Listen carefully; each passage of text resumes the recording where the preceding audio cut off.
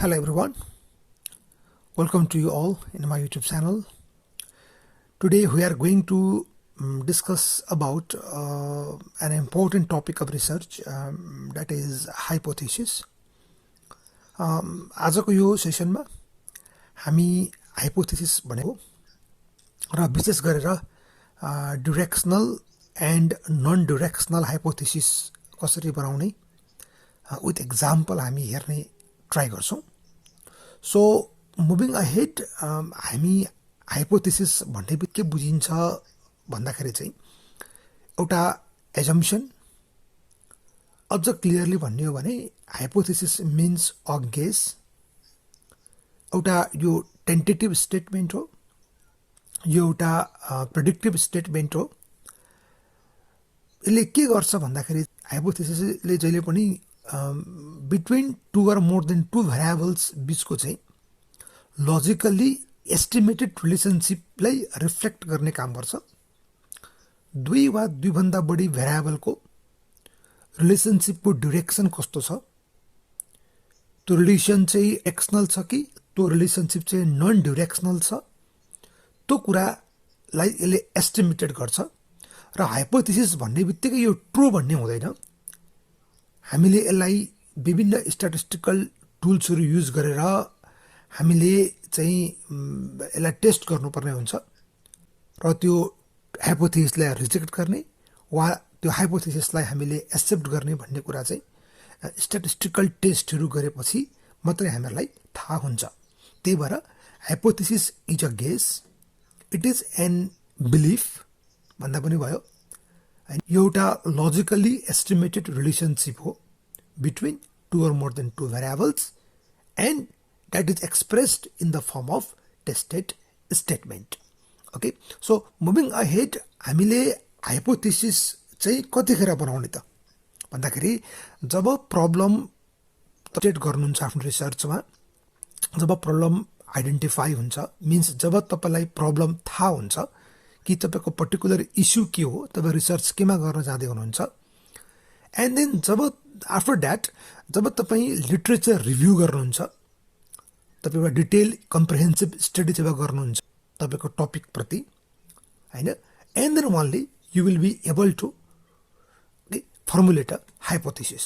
So a hypothesis is formulated after the problem has been stated and the literature study or you can say a literature review has been conducted or concluded. So moving ahead, अब यो hypothesis कतिखेर बनाउने भन्दाखेरि जब researcher जब researcher चाहिँ particular तपाईँको त्यो टपिकको थ्योरिटिकल र इम्पेरिकल ब्याकग्राउन्डसँग जब ऊ फ्यामिलियर हुन्छ, जब प्रब्लमको जुन त्यो इम्पेरिकल ब्याकग्राउन्ड छ र त्यो प्रब्लम कुन थ्योरीमा बेस्ड छ, जब त्यो कुराको उसलाई सम्पूर्ण ज्ञान हुन्छ अनि बल्ल उसले के गर्न सक्छ त हाइपोथेसिस उसले फर्मुलेट गर्न सक्छ.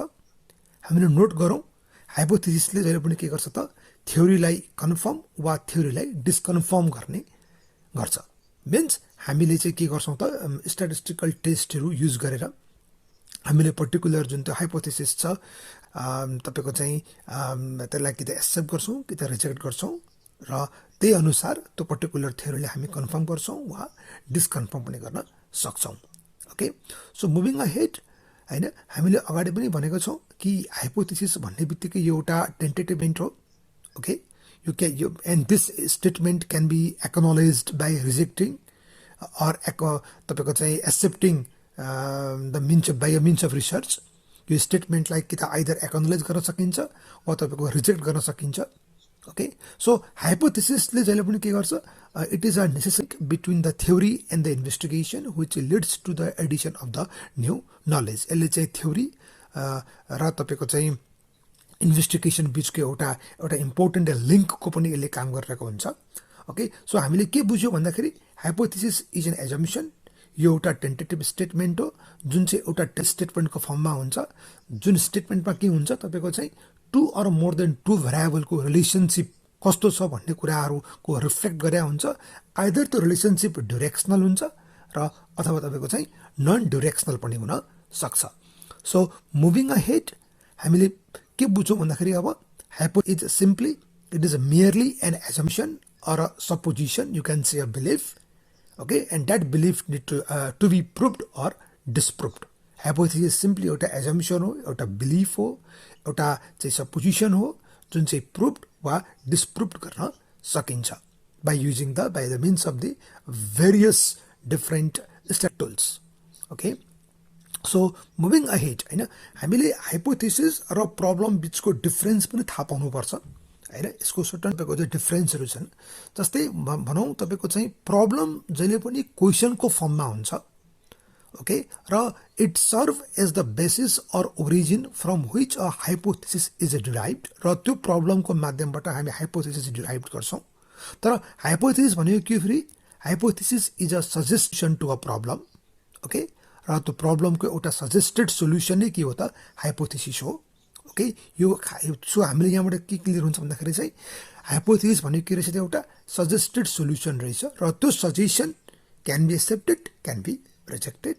ओके, र प्रब्लम जुन त्यो क्वेशनको फर्म त्यसलाई हामी डाइरेक्टली टेस्ट गर्न सक्दैनौँ. तर hypothesis can be tested and verified by using the various statistical tools and analysis. So moving ahead, हामीसँग various types of तपाईको चाहिँ हाइपोथेसिसहरु छन्. जस्तै descriptive hypothesis, relational hypothesis, directional and non-directional hypothesis, and null and alternative hypothesis. हामी आजको यो सेसनमा केवल डिरेक्सनल and non डिरेक्सनल हाइपोथेसिसको बारेमा चाहिँ बुझ्ने वा सिक्ने प्रयास गर्छौं र अरु टाइप्सहरु हामी अरु भिडियोहरुमा म गर्न नै हाल्ने छु फ्युचरमा. सो मुभिङ अहेड, हामीले डिरेक्सनल भन्ने बित्तिकै हामी के बुझ्छौं त? एउटा पर्टिकुलर डिरेक्सन बुझ्छौं. ओके, सो डाइरेक्सनल हाइपोथेसिसले के गर्छ? Two or more than two भेरिएबलको जुन एक्सपेक्टेड रिलेसनशिप छ त्यसको एउटा पर्टिकुलर डिरेक्सन दिन्छ. ओके, र त्यो डिरेक्सन के हुन्छ त? आइदर पोजिटिभ हुन्छ अथवा नेगेटिभ फर्ममा हुन्छ. र त्यो स्टेटमेन्ट जुन हाइपोथेसिस बनाइन्छ, जुन डिरेक्सनल हाइपोथेसिसको स्टेटमेन्ट बनाइ, त्यो स्टेटमेन्टमा तपाईको चाहिँ some terminology can be used. जस्तै positive, negative, more than, less than, बुझ्नुभयो नि? हो यस्ता खालके जुन डिरेक्सनल तपाईको चाहिँ एउटा डिरेक्सन दिने खालको जुन वर्ड छ, ओके, यस्ता टर्महरु युज गर्नुपर्ने हुन्छ हामीले चाहिँ डिरेक्सनल हाइपोथेसिस फर्मुलेट गर्दाखेरि. ओके, सो मुभिङ अहेड, हामीले डिरेक्सनल हाइपोथेसिस भन्ने बित्तिकै के बुझ्छौं त? यो वान टेल टेस्ट हो भन्ने बुझ्नुपर्छ. आइदर राइट टेल टेस्ट हुन्छ कि त यो लेफ्ट टेल टेस्ट हुन्छ. हामीले एक्जाम्पल हामीले हेर्ने हो भने डाइरेक्सनल हाइपोथेसिसको we have two example here. You can see in the first example that younger workers are less motivated than the older workers. बुझ्नुभयो? यंगर वर्करहरु चाहिँ वर्कर भन्दा लेस मोटिभेट छन्.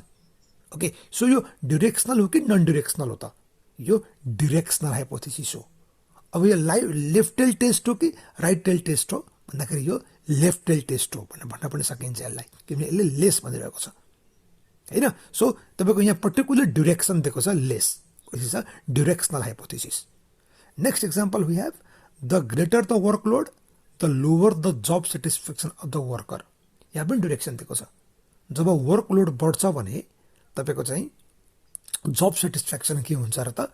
लोवर हुन्छ अरे हैन. So in this way we can give an example of the directional hypothesis. Okay, so we can see now it is either right tail test or the left tail test. Okay, so directional hypothesis कि त right tail हुन सक्छ कि त left tail हुन सक्छ. यो right tail र left tail भनेको के हो त? हामी अगाडि हेरौं.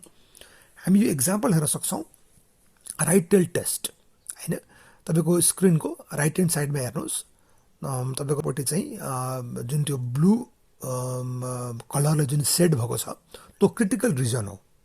ओके, र जुन तपाईको पिंक कलरले सेड भएको छ, ओके, त्यो पुरै त्यो तपाईको चाहिँ नन क्रिटिकल रिजन हो अथवा त्यो तपाईको चाहिँ हैन नन रिजेक्सन एरिया भयो. ओके, सो हामीले चाहिँ सिग्निफिकेन्स 0.10 मा हामीले हेर्ने हो भने चाहिँ यो एक्जाम्पलमा हामी के पाउँछौँ भन्दाखेरि चाहिँ जुन त्यो ब्लू रिजन छ जुन छ, यदि त्यहाँ चाहिँ हाम्रो तपाईको चाहिँ क्रिटिकल पोइन्टहरु त्यहाँ पर्न गयो भने हामीले चाहिँ के गर्छौं त भन्दाखेरि चाहिँ हाइपोथेसिसलाई रिजेक्ट गर्दिन्छौँ. क्रिटिकल पोइन्ट तपाईको चाहिँ त्यो पिङ्क एरियातिर पर्न गयो भने हामी के गर्छौँ त अब तपाईको चाहिँ हामी हाइपोथेसिसलाई रिजेक्ट गर्दैनौँ do not reject the H0 that means the null hypothesis okay यसलाई डिटेलमा बुझ्ने प्रयास मैले तपाईलाई गराउन खोजेको हो तर यो म्याथमेटिकल तपाईको चाहिँ प्रेजेन्टेसन हो यो हैन सो हामी चाहिँ अगाडि बढौं the next is the left tail टेस्टको हामीले हेर्ने हो भने यसमा हामीले हेर्न सक्छौं तपाईको स्क्रिनको लेफ्ट ह्यान्डतिर जुन त्यो 0.05 जुन त्यो सिग्निफिकेबल छ त्यो रिजेक्सन एरिया हो र तपाईको 0.95 जुन छ त्यो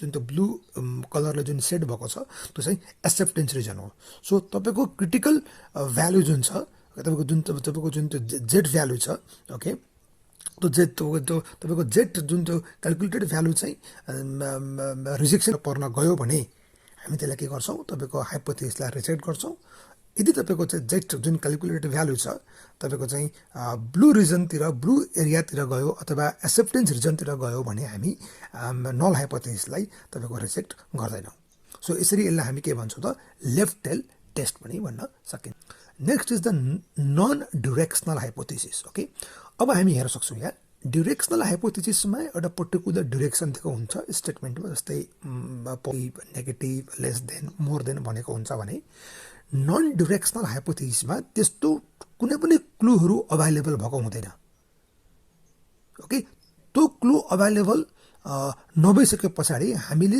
दुईटा भेरिएबलको रिलेसनशिप पोजिटिभ छ वा नेगेटिभ छ भन्ने हामीलाई थाहा हुँदैन त्यही भएर नन डाइरेक्सनल हाइपोथेसिसलाई के पनि भनिन्छ त टु टेल टेस्ट पनि भनिन्छ ओके सो नन डाइरेक्सनल हाइपोथेसिसमा तपाईको चाहिँ there is no any clue available about the positive or a negative relationship between the two variables. That's why this hypothesis so done by the two-tailed test. Okay, so we can see an example here. The first example I'm here. So there is a difference between work attitudes of industrial and the agriculture workers. There couldn't be difference sign भन्छ agriculture workers र industrial वर्कर्सको एटिट्युडमा कुनै पनि difference छैन अरे okay यहाँ कुनै पनि तपाईको एउटा डाइरेक्सन दिएको छैन त्यही भएर यसलाई नन डाइरेक्सनल हाइपोथेसिस भन्न सकिन्छ हामी अर्को हेर्न सक्छौं there is a relationship between educated and uneducated employees in their occupational commitments relationship छ मात्रै भन्छ तर रिलेशनशिप कस्तो खालकै छ भनेर चाहिँ यसले यहाँ पनि क्ल्यारिफाई गरेको छैन पोजिटिभ रिलेशनशिप छ वा नेगेटिभ रिलेशनशिप छ भनेर यसले के पनि भनेको छैन त्यही भएर यसलाई के भनिन्छ तपाईको चाहिँ नन डाइरेक्सनल हाइपोथेसिस भनिन्छ ओके सो हामी अगाडि बढ्न सक्छौं टु टेल टेस्टको हामीले एक्जाम्पल यहाँ हेर्यौं भने यहाँ लेफ्टतिर पनि राइटतिर पनि हाम्रो चाहिँ रिजेक्सन एरिया छ हामी हेर्न सक्छौं 0.25 हाम्रो भ्यालुमा 2.5% सिग्निफिकेन्स लेभलमा हामीले हेर्यौं भने देखिन्छ ओके सो बिचको जुन भ्यालु छ हाम्रो 0.475 छ both the sides okay so यदि क्रिटिकल तपाईको त्यो जेड क्याल्कुलेटेड भ्यालु चाहिँ either the left hand side अथवा राइट ह्यान्ड साइडतिर पर्यो तर त्यो क्रिटिकल रिजन भित्र अथवा रिजेक्सन रिजन भित्र पर्यो भने हामी नल हाइपोथेसिसलाई तपाईको चाहिँ के गर्छौं त रिजेक्ट गर्छौं होइन भने यदि बिचको पार्टमा तपाईको एक्सेप्टेड रिजनमा पर्यो भने हामी नल हाइपोथेसिसलाई तपाईको चाहिँ रिजेक्ट गर्दैनौं ओके सो हामीले आज बुझ्यौं त भन्दाखेरि डाइरेक्सनल र नन डाइरेक्सनल हाइपोथेसिसको बारेमा बुझ्यौं ओके सो हामीले यो फिगरमा हेर्न सक्छौं डाइरेक्सनल हाइपोथेसिस भन्नाले वान टेल टेस्ट भन्ने बुझिन्छ र नन डाइरेक्सनल भन्नाले टु टेल टेस्ट भन्ने बुझिन्छ डाइरेक्सनल भनेको कि त लेफ्ट टेल टेस्ट हुन्छ कि त राइट टेल टेस्ट हुन्छ तर नन डाइरेक्सनल हाइपोथेसिस भन्नाले के बुझिन्छ तपाईको चाहिँ टु टेल टेस्ट भन्ने बुझिन्छ सो यसरी हामीले चाहिँ hypothesis means a simple assumption a belief a tentative statement a predictive statement okay that can be tested by using the various statistical tools and the methods like z-test, t-test, etc. Okay, so यसरी चाहिँ हामीले hypothesis चाहिँ गर्छ र यसका various टाइप्सहरु छन् तर आज हामीले यो सेसनमा खाली डाइरेक्सनल हाइपोथेसिस र नन डाइरेक्सनल हाइपोथेसिसको बारेमा बुझ्न प्रयास गर्यौं डाइरेक्सनल भन्नाले तपाईको चाहिँ वान टेल टेस्ट जुन चाहिँ लेफ्ट टेल टेस्ट पनि हुन सक्छ र राइट टेल टेस्ट पनि हुनसक्छ, तर नन डिरेक्सनल टेस्ट भन्नाले तपाईँको चाहिँ टु टेल टेस्ट भन्ने बुझिन्छ. Okay, so thank you so much everyone for listening this session. And if you have any comments on this video, then please give your feedback on the comment section, and please subscribe this channel for the more videos. Obviously upload the other types of hypothesis in the upcoming sessions or the videos. Thank you so much for your patience. Hello everyone, welcome to you all in my YouTube channel. Today we are going to discuss about an important topic of research that